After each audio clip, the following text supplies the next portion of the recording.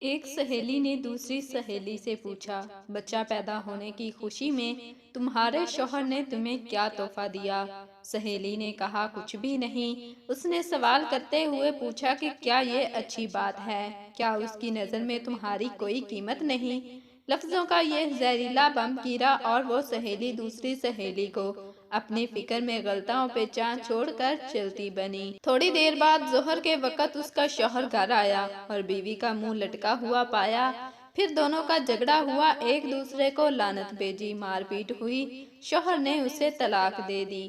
جانتے ہیں پرابلم کی شروعات کہاں سے ہوئی؟ اس فضول جملے سے جو اس کی عیادت کرنے آئی سہیلی نے کہا تھا۔ اس طرح زید نے حامد سے پوچھا، تم کہاں کام کرتے ہو؟ حامد، فلاں دکان میں ماہانہ کتنی تنخواہ دیتا ہے؟ حامد، 18,000 روپے۔ زید، 18,000 روپے بس؟ تمہاری زندگی کیسے کٹتی ہے اتنے پیسوں میں؟ حامد گہری سانس کھینچتے ہوئے، بس یار کیا بتاؤں۔ میٹنگ ختم ہوئی۔ کچھ دنوں کے بعد حامد اب اپنے کام سے بیزار ہو گیا اور تنخواہ بڑھانے کی ڈیمانڈ کر دی، جسے مالک نے رد کر دیا۔ نوجوان نے جاب چھوڑ دی اور بے روزگار ہو گیا۔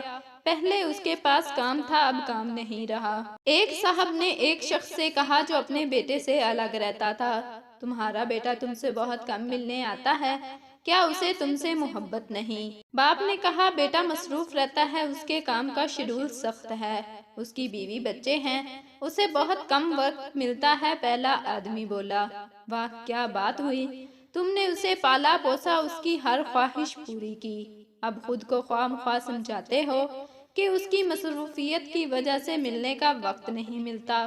یہ تو نہ ملنے کا بہانہ ہے۔ اس گفتگو کے بعد باپ کے دل میں بیٹے کے لیے خلش سی پیدا ہو گئی۔ بیٹا جب بھی ملنے آتا، وہ یہی سوچتا رہتا کہ اس کے پاس سب کے لیے وقت ہے سوائے میرے۔ یاد رکھیے، زبان سے نکلے الفاظ دوسرے پر بڑا گہرا اثر ڈال سکتے ہیں۔ بے شک کچھ لوگوں کی زبانوں سے شیطان بول جاتا ہے۔ ہماری روزمرہ کی زندگی میں کچھ سوالات ہمیں بہت معصوم لگتے ہیں۔ تم نے یہ کیوں نہیں خریدا؟ تمہارے پاس یہ کیوں نہیں؟ تم اس شخص کے ساتھ پوری زندگی کیسے چل سکتی؟ تم اسے کیسے مان سکتی ہو؟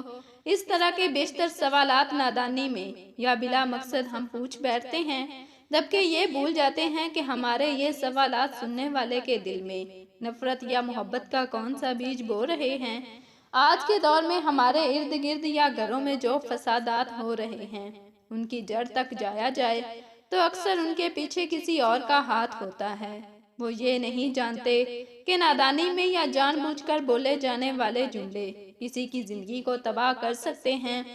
فساد پھیلانے والے نہ بنو، لوگوں کے گھروں میں اندھے بن کر جاؤ اور وہاں سے گونگا بن کر نکلو۔ جزاک اللہ۔